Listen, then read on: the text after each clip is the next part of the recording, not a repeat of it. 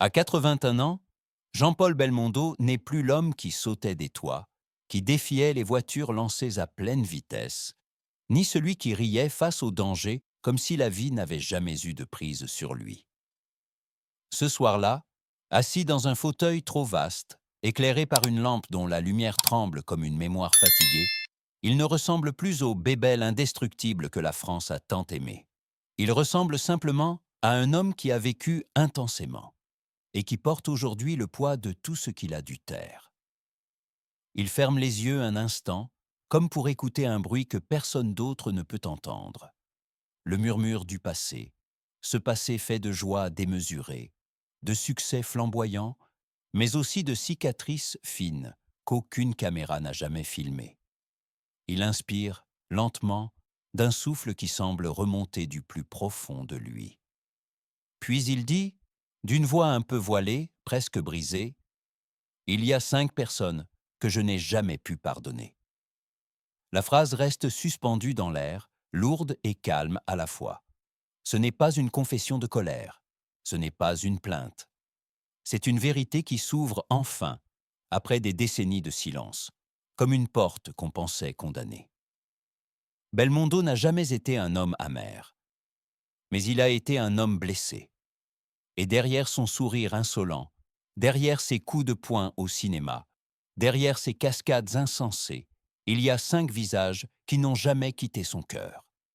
5 noms que même la gloire n'a jamais pu effacer.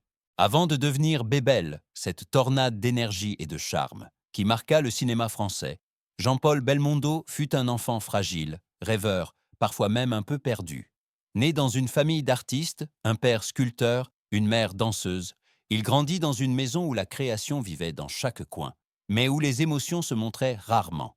La beauté était partout, mais la tendresse, elle, restait souvent en retrait. Enfant, Jean-Paul observait son père avec fascination. Un homme fort mais distant, absorbé par son travail, qui sculptait la pierre comme si c'était le seul moyen qu'il avait trouvé pour survivre au monde. De lui, il apprit la rigueur, la persévérance, mais aussi cette forme de solitude qui ne dit pas son nom. Une solitude silencieuse, presque respectueuse, qui allait l'accompagner toute sa vie. Sa mère, plus douce mais tout aussi exigeante, rêvait d'un fils discipliné, sage, presque docile. Mais Jean-Paul n'était rien de tout cela. Il était un enfant qui courait trop vite, riait trop fort, tombait trop souvent. Un enfant plein d'élan, de maladresse, d'impatience, qui cherchait constamment une approbation qu'il ne savait pas demander. À l'école, il n'était ni brillant ni appliqué. Les professeurs le trouvaient dissipé, incapable de rester en place. On disait même qu'il ne réussirait jamais à rien. Mais lui, au fond, ne cherchait pas à réussir. Il cherchait simplement un endroit où il pourrait exister sans être jugé. Ce refuge, il le trouva au théâtre. Le jour où il monta pour la première fois sur scène, tout changea. Sa voix, son corps, sa respiration, tout semblait soudain trouver sa place. Comme si l'enfant instable, turbulent, devenait enfin complet. Comme si, dans la lumière des projecteurs, il rencontrait la version de lui-même qu'il avait toujours voulu être. Pourtant, même dans ses premières joies, une ombre restait, celle des regards déçus, des mots durs du père, des attentes non dites de la mère. Ces petites blessures d'enfance, discrètes mais profondes, sculptèrent un cœur sensible et farouche. Un cœur qui, plus tard, face à la trahison, se défendrait en se murant dans le silence ou dans la force. C'est dans cette enfance mêlée de manque, de fierté et de fragilité que naquit l'homme qui, des années plus tard, révélerait les 5 blessures qu'il n'a jamais pu pardonner. L'ascension de Jean-Paul Belmondo fut l'une des plus singulières de l'histoire du cinéma français. Il n'entra pas dans ce monde comme beaucoup l'avaient imaginé. Il n'avait ni les traits classiques des premiers rôles, ni l'élégance sage des acteurs formés pour réciter Molière. Il avait autre chose, une insolence naturelle, un charme brut, un souffle qui semblait déjà vivre dans le rythme du cinéma avant même qu'il ne comprenne ce qu'était un plateau. Lorsqu'il entra au conservatoire, on le regarda comme une anomalie. Certaines voix disaient qu'il n'était pas assez beau, d'autres qu'il n'était pas assez docile. Lui, fidèle à lui-même, répondait par un sourire qui désarmait tout le monde. Ses débuts furent de modestes. Il décrocha quelques rôles secondaires, souvent courts, parfois caricaturaux. Mais chaque fois qu'il apparaissait dans le cadre, quelque chose changeait. Son corps bougeait autrement, son regard captait la lumière d'une façon nouvelle. Il ne jouait pas, il existait. Puis vint à bout de souffle. Ce film fut un séisme. Belmondo n'y était pas seulement bon, il y était révolutionnaire, avec sa démarche souple, son air insouciant, sa manière d'avancer comme si le monde n'avait aucun pouvoir sur lui. Il devint instantanément le visage d'une génération. La nouvelle vague, qui cherchait un langage frais, trouva en lui son messager le plus naturel. À partir de ce moment, sa carrière prit une ampleur vertigineuse. Il enchaîna les rôles avec une énergie presque animale. Il pouvait passer d'un gangster à un séducteur, d'un aventurier à un homme brisé, sans jamais perdre cette lueur unique qui faisait dire au réalisateur « Belmondo ne joue pas, il respire ». Puis il y eut les cascades, celles qu'il accomplissait lui-même, sans doublure, sans peur, sans calcul. C'était sa manière d'exister, de prouver qu'il était plus qu'un visage, plus qu'une voix, un corps entier, libre, indomptable. Avec chaque saut, chaque prise risquée, chaque instant suspendu au-dessus du vide, le mythe grandissait. Mais la légende avait un prix. À mesure que son nom devenait synonyme de force, de liberté, de virilité insolente, Jean-Paul commença à sentir le poids de cette image. On attendait de lui qu'il soit infaillible, toujours drôle, toujours vif, toujours solide. Personne ne voyait les doutes, personne ne voyait la fatigue, personne ne voyait les blessures accumulées derrière le masque éclatant. L'ascension de Belmondo fut spectaculaire. Son cœur, lui, se fissurait déjà sous la surface. Ces fissures allaient bientôt devenir 5 trahisons impossibles à oublier. Derrière la légende éclatante de Jean-Paul Belmondo se cachent des ruptures que le public n'a jamais soupçonnées. On croyait qu'il était invincible, que rien ne pouvait atteindre cet homme qui sautait dans le vide sans hésiter. Mais les blessures les plus profondes ne viennent pas des cascades. Elles viennent des gens, des regards, des silences, des promesses brisées. La première rupture fut celle du corps. Pendant des années, il défia la gravité comme si elle n'avait aucun droit sur lui. Mais les chutes répétées, les coups encaissés, les blessures mal soignées finirent par tracer en lui une fatigue qu'il ne pouvait plus cacher. Son souffle se faisait plus court, ses mouvements moins vifs. L'homme de fer découvrait la fragilité. Et cette fragilité, il l'a vécue comme une trahison intime, la trahison de son propre corps. La deuxième rupture fut professionnelle. Dans un milieu où l'on admire aujourd'hui et où l'on oublie demain, Belmondo sentit des mains se retirer, des regards s'éteindre, des soutiens se détourner quand sa carrière connut un léger ralentissement. Le cinéma, ce monde qu'il avait servi de tout son cœur, pouvait parfois se montrer d'une ingratitude glaciale. Il comprit que l'on n'aime pas toujours l'homme, on aime ce qu'il représente. Et quand il change, on passe à un autre. Puis il y eut la rupture amoureuse. Belmondo aimait avec une intensité rare, généreuse, parfois maladroite, mais toujours sincère. Pourtant, certains amours, croyant aimer le héros, ne surent pas aimer l'homme. Les séparations laissèrent en lui une trace que même son sourire ne pouvait masquer. Le cœur d'un homme fort reste un cœur, et le sien, malgré toute son audace, sauta plusieurs fois dans le vide, sans filet. Enfin, il y eut la rupture de l'âge. Le moment où l'on réalise que les amis partent, que les corps ralentissent, que les salles se vident plus vite qu'avant. Cette solitude discrète, diffuse, s'installa dans son quotidien comme une ombre qui s'allonge. Belmondo, le soleil du cinéma français, avançait désormais dans une lumière qui déclinait. Ces ruptures ne furent pas des chocs, mais des accumulations.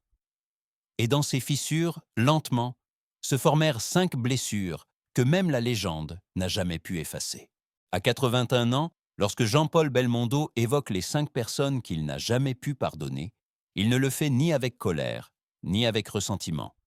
Il parle avec une lucidité presque douloureuse, comme si la vérité, après tant d'années, s'était enfin décidée à remonter à la surface. Ces 5 visages ne sont pas liés à de grands scandales. Ce sont des blessures fines, longues, tenaces, des fissures de l'âme plus que des coups du destin. Le maître qui l'a humilié, la première cassure. Au conservatoire, il admirait profondément un professeur prestigieux, une figure du théâtre français. Cet homme représentait pour lui ce qu'il rêvait de devenir. La maîtrise, la rigueur, l'élégance. Belmondo, jeune et fougueux, cherchait une validation, un mot, même discret, qui lui aurait dit « Continue, tu es sur la bonne voie ». Au lieu de cela, il reçut une phrase qui ne le quittera jamais. Belmondo n'a pas la gueule du théâtre. À mon avis, il n'ira nulle part. L'humiliation fut publique, violente, froide. Ce soir-là, en rentrant chez lui, il sentit pour la première fois un mur se dresser dans son cœur. Il comprit que l'admiration peut se transformer en cicatrice lorsqu'elle n'est pas partagée. Il ne lui en voulut pas pour sa sévérité. Il ne lui pardonna jamais son mépris. L'ami de jeunesse devenu l'ennemi silencieux. Au début, ils étaient inséparables. Deux jeunes comédiens, deux rêveurs, deux affamés de cinéma. Ils partageaient les galères, les auditions ratées, les cafés bon marché, les nuits d'espoir. Puis vint le succès fulgurant de Belmondo. L'ami, incapable de supporter la lumière qui se posait sur l'autre, commença à s'éloigner. Il cessa d'appeler, puis il parla. Des rumeurs, des mots venimeux, des insinuations, sans jamais l'affronter. Belmondo ne fut pas blessé par les critiques. Il le fut par la trahison d'une amitié qu'il croyait incassable. Une amitié qui s'effondra non pas dans un cri, mais dans un silence. La femme qui ne l'a jamais réellement vu Belmondo aimait généreusement. Il donnait tout, son attention, sa lumière, sa fougue, sa tendresse. Mais une femme qu'il avait profondément aimée l'aimait pour la mauvaise raison. Elle aimait le mythe, le héros, le visage sur les affiches. Pas l'homme qui rentrait tard, fatigué, inquiet, parfois fragile. Un soir, elle lui dit sans détour « J'aime l'idée de toi, pas toi ». Cette phrase se grava en lui plus profondément qu'aucune critique. C'était la découverte la plus brutale. Être idolâtré n'est pas la même chose qu'être aimé. Il ne lui en voulut pas de l'avoir quitté. Il ne lui pardonna jamais de ne pas avoir tenté de comprendre l'homme derrière la légende. Le cinéma lui-même, l'ingratitude d'un monde qu'il a servi pendant des décennies, il donna son corps au cinéma. Ses muscles, ses os, ses cicatrices. Il risqua sa vie pour des scènes devenues cultes. Et puis, comme souvent, le temps passa. Les producteurs cessèrent d'appeler. Les projets se firent de plus rares. Les conversations changèrent de ton. Le mythe restait, mais l'homme semblait devenu invisible. Belmondo comprit alors une vérité cruelle. Le cinéma n'aime qu'au présent. Il applaudit aujourd'hui, il oublie demain. Ce sentiment d'abandon, il ne l'a jamais vraiment exprimé. Mais il l'a porté comme un poids silencieux. La cinquième personne, celle qu'il fut pour les autres, jamais pour lui-même. C'est la trahison la plus intime. Celle qu'il évoque à voix basse, presque honteux. Toute sa vie, il s'est efforcé d'être fort, d'être joyeux, d'être l'homme qui rassure, qui divertit, qui incarne la liberté même. Mais cette invulnérabilité était un rôle qu'il a joué trop longtemps. « Je me suis trahi moi-même », murmura-t-il. « J'ai voulu être celui que tout le monde attendait. Et j'ai oublié d'être celui que je suis vraiment. » Il se reprocha d'avoir caché ses larmes, d'avoir refusé la fragilité, d'avoir laissé les autres entrer dans sa vie, sans jamais leur ouvrir complètement son cœur. Cette cinquième trahison est la plus douloureuse. Ce n'est pas celle qu'on subit, c'est celle qu'on s'inflige. Et aucune gloire, aucune cascade, aucun sourire ne peut en masquer la trace. Ces 5 personnes ont laissé des marques invisibles. Mais elles n'ont jamais brisé Belmondo. Elles ont façonné sa force, son humanité, sa lucidité. Elles ont fait de lui un homme qui, même blessé, a continué à avancer, avec courage, avec élégance, avec cette lumière mystérieuse qui n'appartient qu'aux êtres profondément vivants. La nuit semble tomber plus lentement autour de Jean-Paul Belmondo, comme si le temps lui-même voulait lui laisser l'espace nécessaire pour déposer enfin ce qu'il avait longtemps porté en secret. À 81 ans, il ne parle plus comme une légende du cinéma. Il parle comme un homme qui regarde sa vie avec une honnêteté nue, presque désarmante. Les 5 trahisons qu'il vient de révéler ne sont pas des cris, encore moins des reproches. Ce sont des traces profondes, silencieuses, qui ont façonné son cœur plus sûrement que les succès ou la lumière des projecteurs. Il sait désormais que les blessures les plus tenaces ne sont pas celles qui font du bruit, mais celles qui s'incrustent doucement jusqu'à faire partie de nous. Elles deviennent une matière invisible, un fil secret qui structure nos choix, nos peurs, nos élans, nos refus. Belmondo l'accepte avec une sagesse douce, presque résignée. Les cicatrices ne disparaissent jamais vraiment, mais elles finissent par éclairer. Il inspire lentement, d'un souffle qui semble remonter de toute une vie. Il ne cherche pas à excuser, ni à oublier, ni à régler les comptes. Il observe simplement ce qui fut, avec la tendresse de ceux qui comprennent que la mémoire n'est ni un ennemi ni une prison, mais un paysage intime qu'il faut apprendre à traverser. Le silence se referme autour de lui. Le mythe s'estompe. L'homme demeure, fragile, lucide, profondément humain. Et dans ce dernier souffle, deux questions semblent s'adresser non seulement à lui, mais à chacun de nous. Les blessures que nous portons sont-elles ce qui nous fragilise ou ce qui nous révèle enfin à nous-mêmes? Et peut-on vraiment pardonner aux autres tant que l'on n'a pas appris à écouter sa propre douleur?